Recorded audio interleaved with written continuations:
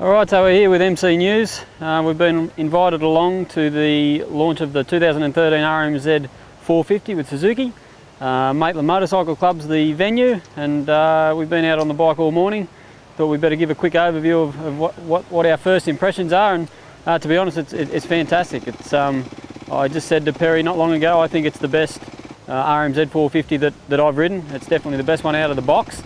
You know, they've made a lot of little changes with this bike, but altogether it's added up to some pretty drastic improvements, and I'm suitably impressed with the direction they've headed for this model, and I think that it should sell well in the market for the next 12 months.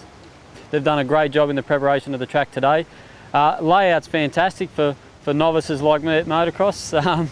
There's a good variety, some big jumps and some rolling sections, and they've ripped it well, and there's got a lot of water in it, so there's some good ruts starting to form. So as a test track, it gives the bikes a really good diverse range of things that you can try with the bikes.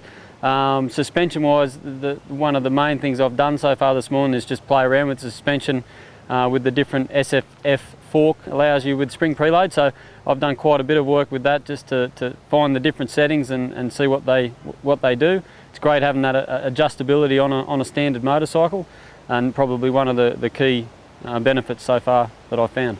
Look, 450 engines are all, you know, they could nearly come out of the same factory, and you wouldn't really pick them these days. Very tractable. It's nice that they've got the coupler system now that gives you the options of a rich setting, which makes it a little bit flatter, through to the standard setting, and then they've also got a leaner coupler, which definitely gives it a fair bit more punch off the bottom and in the mid-range. Look, I really like the standard as an overall coupler, because it just gives you, it's just a really nice broad spread of power. This bike, horsepower's never been an issue for this bike. It's always produced good horsepower. It feels a little bit smoother this year. It definitely, it tracks well. It comes off the corners really well, and look, it still revs out and produces horsepower quite high up as well. So overall, I think it's a great engine. Yeah, look, I think retail we found last night was 11,790. I'm top of my head, can't tell you what all the other ones are. I think they're all about that. And look, it's you know, I think it's competitive, and I think that they've done a good job in making some changes that were probably going to help it. It already gets good results on the racetrack, but I think for the general punter, I think it's the best one that I've ridden for sure. Yeah, look, I have not touched the rear suspension all morning. I've played around quite a lot with the front, because the front's very easy to change. We basically just set with Jay and the boys, we just set the sag to suit my weight. And look, I can't fault the rear end of the motorcycle. It tracks well, it comes over the bumps well, the braking bumps don't upset it. Look, yeah, you know, when you can go and do 4 sessions on a motorcycle and not want to change the suspension in the rear at all, it's not bad out of the box.